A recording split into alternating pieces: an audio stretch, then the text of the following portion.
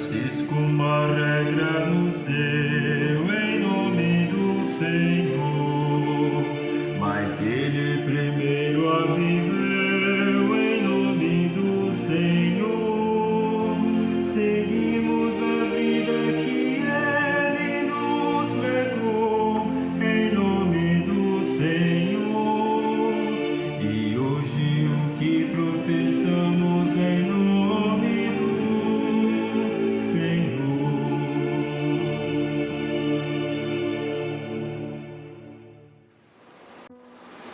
Paz e bem, estamos celebrando os 800 anos da regra bulada de São Francisco de Assis, esse documento que norteia a nossa vida, a nossa missão, a nossa fraternidade e também a nossa espiritualidade.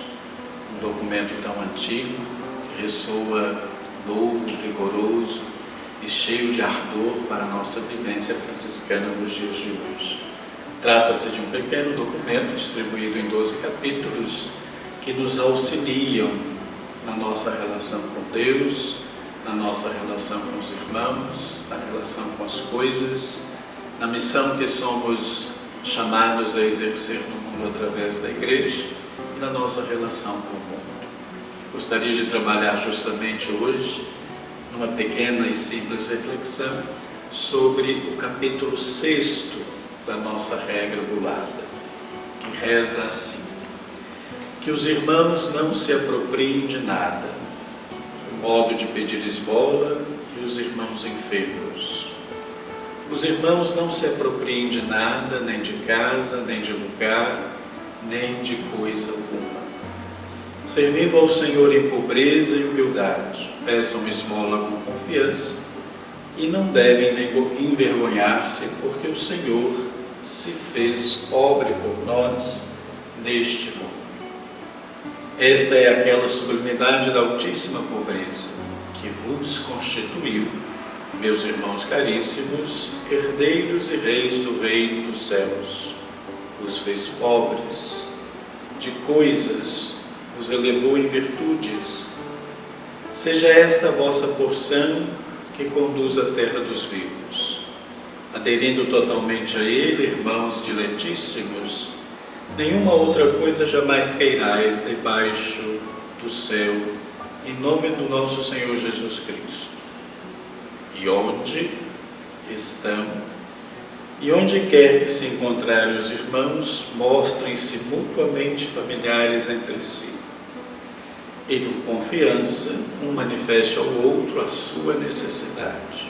Porque se a mãe nutre e ama seu filho carnal, quanto mais diligentemente não deve cada um amar e nutrir a seu irmão espiritual.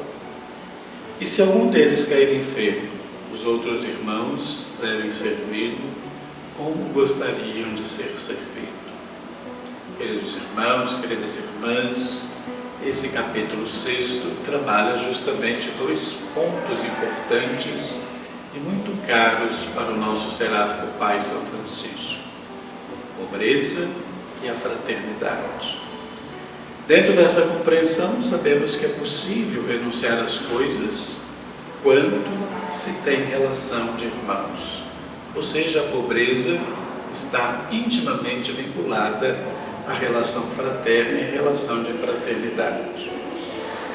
É a relação de confiança com pessoas, com irmãos, que permite afrouxar a vontade de ter segurança nas coisas.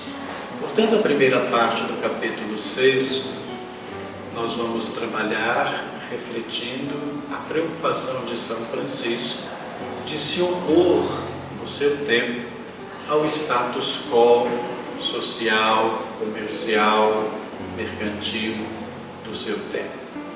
Falando do uso adequado do dinheiro, do uso adequado das coisas e na relação primorosa com as pessoas.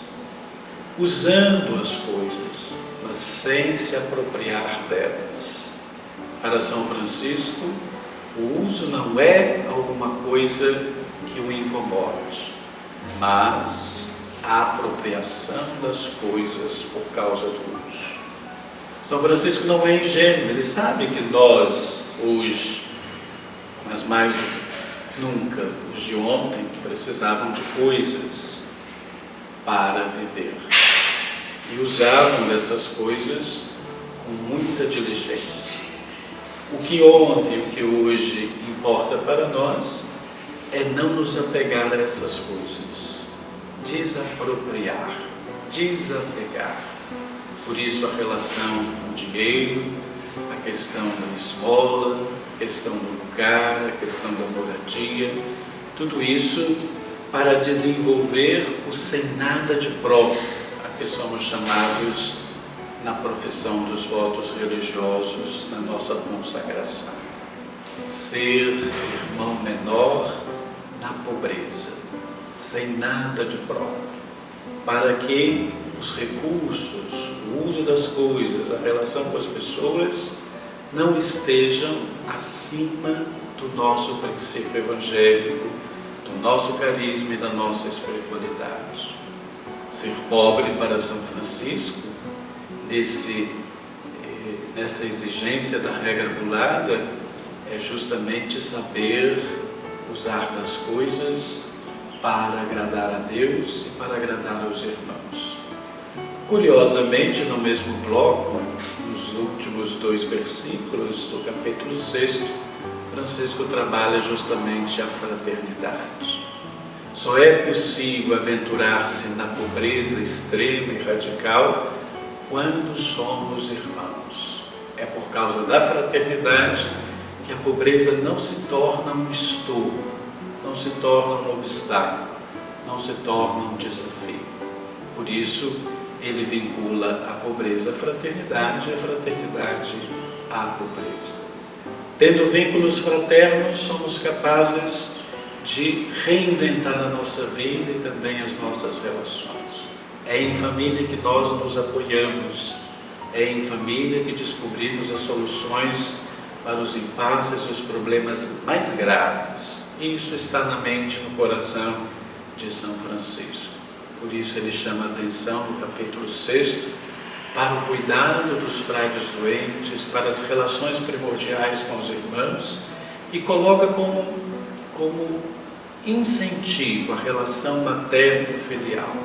Não para que imitemos a relação da mãe com o filho da mãe, mas que, tendo essa relação em mente, possamos estabelecer verdadeiras relações fraternas, deixando com que o outro seja outro e que o outro cresça com a nossa colaboração, com a nossa ajuda, com a nossa solicitude. Esses 2 verbetes, esses 2 atributos, pobreza e fraternidade, estão também alinhavados com outro termo muito franciscano, que é a minoridade. Não fosse a minoridade, nem a pobreza, nem a fraternidade seriam de aspectos evangélicos, porque podemos ter fraternidade de tantas situações e tantas outras circunstâncias. Podemos nos abdicar de coisas, de propriedade de pessoas, por tantas outras razões. Mas quando se fala de pobreza vinculada à fraternidade, num espírito de ser menor, de ser útil, aí está a novidade de São Francisco, alinhavada nesse capítulo 6 da nossa regra bulada. Portanto, irmãos, sejamos fraternos, busquemos nas nossas relações viver o bom uso e adequado uso das coisas que Deus nos concede, para agradar a Deus e agradar a nossa fraternidade e aos irmãos. Paz e bem.